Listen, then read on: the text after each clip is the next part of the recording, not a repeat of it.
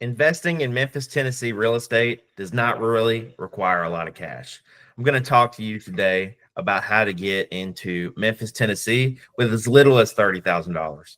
Often, I'm having conversations with real estate investors out of state. They want to get plugged in. They want to build their portfolio here in Memphis, Tennessee, and they can't because of a few different things. One, they can't analyze the property. They don't have enough cash, and they're stuck on the listed prices of properties and not really making any offers. So I'm going to address all three of those issues today, and I'm going to talk to you about a way that you can get into Memphis, Tennessee real estate with hardly any cash. I'd say about $20,000 to $30,000. I'm going to show you how you can get in here and find you some deals, and I'm going to show you how to analyze properties. So let's go ahead and get started. I've already got a property picked out, so I'm just going to open it up and I'll show you. I have not analyzed this property yet. So this one right here, it's an EXP listing. I'm going to click on this property, and this is 3830 Kerrfield Drive, Memphis, Tennessee, 38128. So I'm just looking at this property, looking through the pictures. It just needs to be updated a little bit, but it's in fairly good shape. And it's listed cheap enough where it's going to sell. But as a real estate investor, you probably need this a little bit cheaper, but it's a solid property. So the first thing I'm going to do is I'm going to just take this address. I'm going to pop it into my system where I usually check for comps. And I have not comped this property yet, so I don't know what the ARV is going to be. I have a feeling I have an idea just based on my experience and my knowledge of the area, but I'm still going to comp it. I'm always going to comp it. Numbers don't lie. So if we get in here, we're comping properties and the numbers don't work, we can move on. Create a CMA. I'm going to confirm the facts. It's a 3.2, 1,242 square foot, 1978. It's pretty typical property here in Memphis. We're going to find comps. I usually take off all the active, pending, and active under contract because they're kind of irrelevant. And I'm going down to the macro neighborhood. So we're going to start here in the neighborhood that it sits in. See if we can find any comps. 3.2. All right. And we're going to stick to the year built. Perfect. So we got some comps here. We got one here at 177 and one at 160. So we're going to take this 1260 to 3.2. It was built in 1975. Perfect. This is a really good comp. Then we got another one here.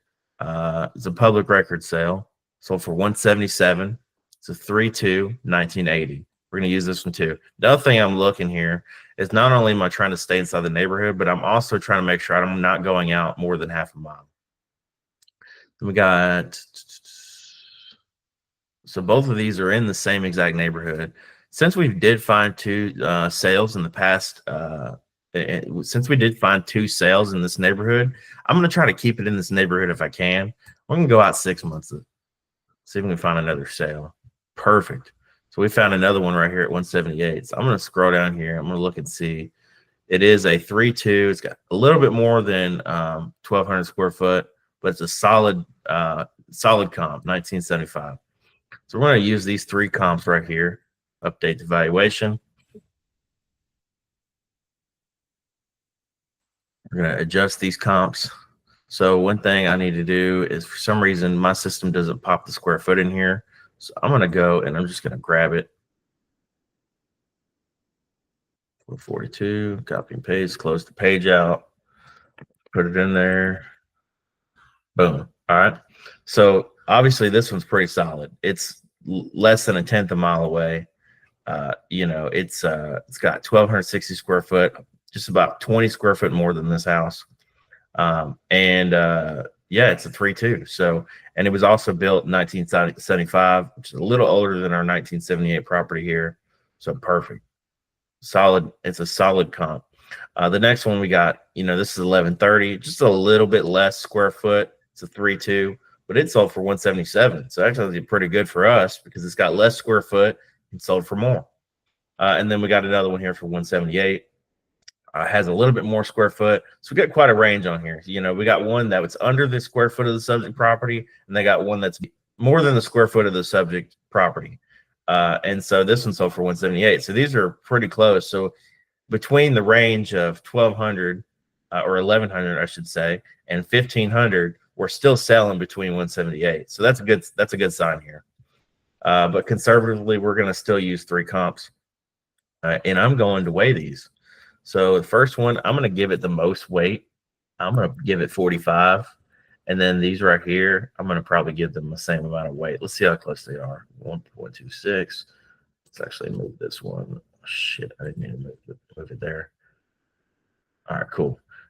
All right, so, and we're going to give this one less weight because it has more square foot, but it's not going to matter.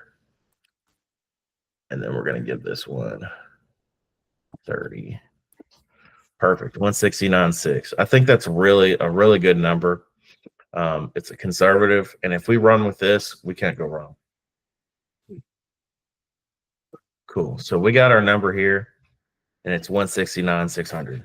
So what I'm going to do, and you can do this if you're following me along, you can write this number down. So we know our ARV is 169,600.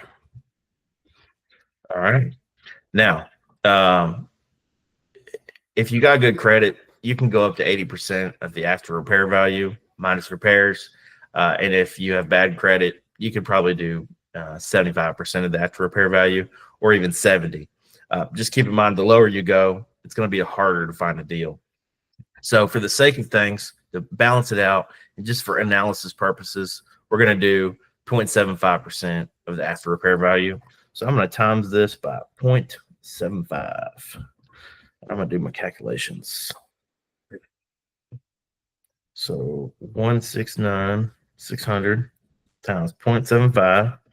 That's 127,200. All right. Now looking at the pictures, I'm going to show you this cool little cheat sheet that I have here. And let me get this thing pulled up.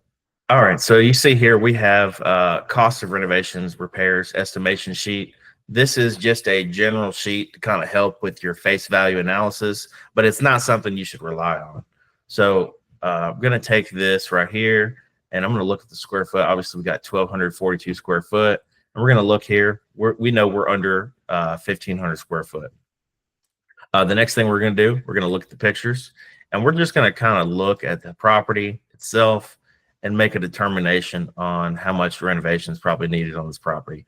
I would say you're not really going to need a whole lot here. I would replace these old countertops in the bathrooms, maybe replace the countertops in the kitchens and replace the appliances, maybe even paint the cabinets. But honestly, the house looks like it's in pretty good shape. Looks like you might have some issues here. So little cosmetic things throughout the house. It's not in best shape. So to be super conservative with this property, super conservative, we're just going to use the maximum number that's on this sheet, and that's 21,500. So now we are factoring for $21,500 in repairs. So now we are at 21,500. So that puts us at a maximum allowable offer of 105,700. Now, if you're buying this property, you could factor for holding costs, you could factor for maintenance, you could factor for property management fees, whatever you want to factor for, that's on you. For the purposes of this deal analysis, I'm going to use just this solid number here because this is how I make offers on my properties. But you can do it however you want to, whatever you feel comfortable with. If you need some holding costs in there, that's up to you. But so anyways, now we know we got a 105,700 offer. So let's say we did offer $105,700 on this property. We want to make sure that it's still going to cash flow. So the first thing I'm going to do now is I'm going to take this property and I'm going to pop it into bigger pockets on the rent-a-meter. You can get a pro membership, or you can just send the property to me and I'll use my rent calculator, pop it in here. We know it's a 3.2 and calculate. So then we got a median rent of $1,180 a month, and then we got a high of $1,480. I know Raleigh really well, and I know that you could very easily get more than $1,100 in rent. Obviously, we got to come in here, and if you're putting $21,000 in this really good looking property already, you're probably going to have a really solid rental, updating lots of things throughout the house instead of just the countertops and little minor cosmetic repairs. $21,000 goes a long way on this property. So we know we're going to get this thing to the top of market value, and we're going to get the high end of rent. So let's use 1,400 for the sake of this. So we're going to say we're going to shoot for $1,400 in rent. So we're going to try to get 1,400. Very doable in Raleigh. All right. So the next thing we're going to do is figure out what our mortgage payment would be. We are going to go and analyze. We're going to go to all calculators, and I'm going to go to the mortgage calculator. Bigger Pockets has this hidden mortgage calculator here. Super easy. So remember, we said we were going to offer $105,700, and we had about $21,500 in renovation costs. So with Avalon Capital's 100% purchase, 100% rehab, hard money loan, whenever we go to refinance this property, we're just doing a rate and term refinance. In most cases, we're going to have the same loan amount. You might talk to your loan officer and add a little bit more to cover your closing costs or whatever. But for the sake of this deal analysis, we're going to use our number that we have, which is our all-in for purchase and rehab, which is $127,200. So we're going to put that here. We know we're going to get a 30-year mortgage. If you're getting a 15-year mortgage, you're crazy. Interest rate, let's say that you could probably get, let's just do conservative, 7.5 right now. You might get better, you might get worse. It really just depends on the situation. Annual taxes. So how we're going to figure this out, we're going to take this address, and I'm going to take the MLS number. I'm going to go to the MLS, and I'm going to pop this in here. All right, so I go to this thing here in the MLS called MAR Data. You can use the Shelby County Tax Assessor to figure out your taxes, but I like to use MAR Data because it's just quick, it's easy, all the information's here. We know we got $1,167.26 of total taxes between the county and the city. So I'm going to pop that right here in the simple mortgage calculator. And then for annual insurance, on a typical property like this, you're on average around $1,200 in insurance. I would consult with your insurance person, whether you're using State Farm or whoever it is, whoever you're using for insurance for your rental property, consult with them on how much insurance is going to cost. But for conservative numbers, I'm going to use $1,200. Going to calculate the monthly payment. We know we got a total monthly payment of $1,086.65. If you take this number, $1,400, and you subtract it, $1,400 is our rent, and you subtract it from $1,086.65, which is our PITI, that puts us at $313.35. That's pretty good cash flow. I would say that's pretty normal in Memphis right now, especially with how high interest rates are. So let's roll with it.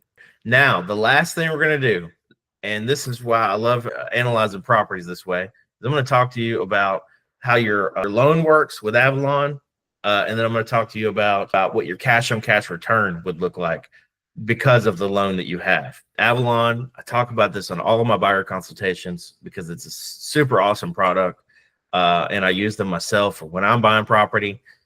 You can buy this property with less than $10,000 out of pocket. So if you're coming in here, you've got your loan amount at $127,200, they usually charge 5 points for the loan amount. So I'm going to go $127,200 times 0.05, and that puts us at $63.60. Okay. That's loan points only. Now you got to add title fees, which I usually say to average around $2,000. So we're just going to add $2,000 to that. That puts us at $8,360 out of pocket at closing to buy this deal at a $105,700 purchase price. And then you're getting your rehab escrow. So with that being said, now I'm going to talk to you about how you're going to figure out your monthly payment. So they do 12% interest, paid 1% monthly. Usually you'll start paying that probably like on the second month or whatever. So to figure out what your monthly payment would be, you're going to take 127,200, and you're just going to cut off 2 zeros here. So I like to do this. Boom, boom. So we got $1,272 monthly payment with Avalon Capital, their mortgage payment. So $1,272. Obviously, that's more than what your mortgage payment would be, you know, after you rate and term refi. But $1,272, once you get a tenant in there, if you're in the process of refinancing, you're, you know, while you're still in the midst of the deal, you're still cash flowing a little bit. So that's cool. So $1,272. Now I'm going to talk to you about once you do a rate and term refinance. So obviously the PITI $1,086.65. We have $313.35 of cash flow. So now what I'm going to do is I'm going to take that $313.35 and I'm going to times it by 12. I'm going to times it by 12, and that puts us at $3,760.20 annually in cash flow.